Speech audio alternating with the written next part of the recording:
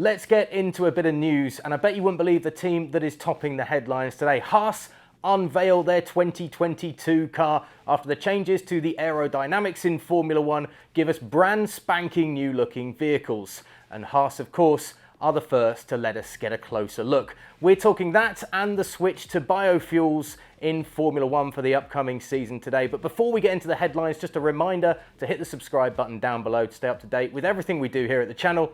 But now, let's have a look at the first new car of Formula One's new era.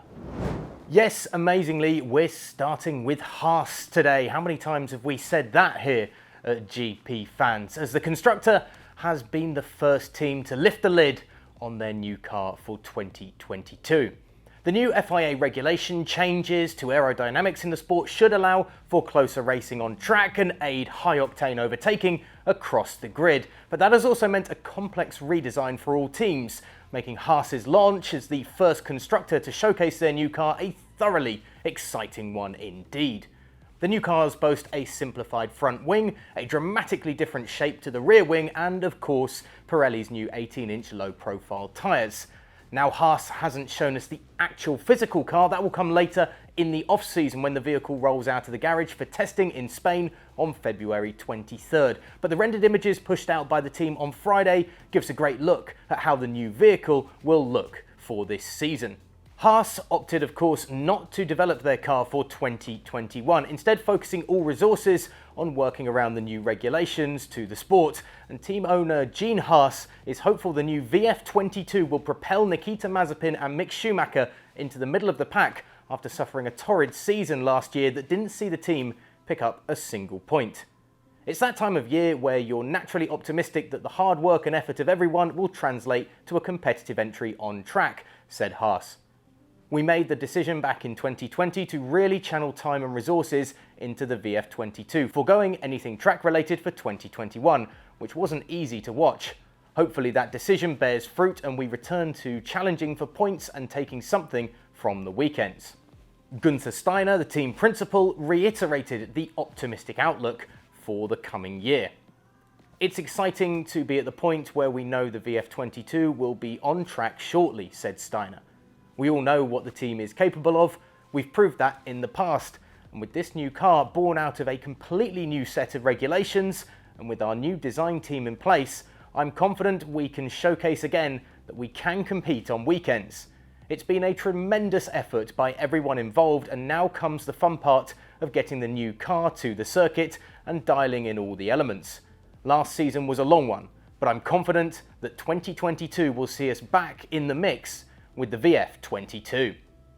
Elsewhere in Formula One, let's talk about power units and power supply again, as Mercedes have described the switch to new biofuel for the upcoming F1 season as perhaps the biggest rule change in the sport to affect the power units since the introduction of the turbo hybrid era. Now, so much of the focus for the new season has been on the new changes to the aerodynamics of the vehicles, of course, but Formula One, as it looks to create a greener F1 for the future, has also brought in a new biofuel for 2022, moving from E5 to E10, a fuel that now contains 10% sustainable ethanol, causing a great challenge for teams and suppliers, in Mercedes' case, Petronas. As every year when we're developing the fuel, it's a partnership between ourselves and Petronas to make sure the fuel is enjoying the PU experience and the PU is enjoying the fuel experience, said Huell Thomas, Managing Director of Mercedes AMG High Performance Powertrains.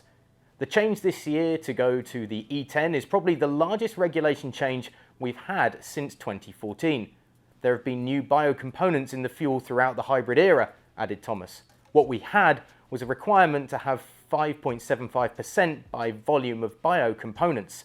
The change this year is that percentage has gone up. It's gone up to 10%. And also, instead of being open what biocomponents you use, you've had to use ethanol. So the change to the bio content to being ethanol, what that means is the engine is going to react slightly differently to the fuel. So some areas of performance we're really happy with, and other areas where honestly we're less happy. The link to the rest of that interview can be found on gpfans.com through the article discussing Mercedes and everybody in F1 switching to the new E10 fuel. And you can stay up to date with all the news and views by staying at gpfans.com, getting on Twitter and Instagram at gpfansglobal, and of course hitting the subscribe button down below to stay up to date with everything that we do here at the channel.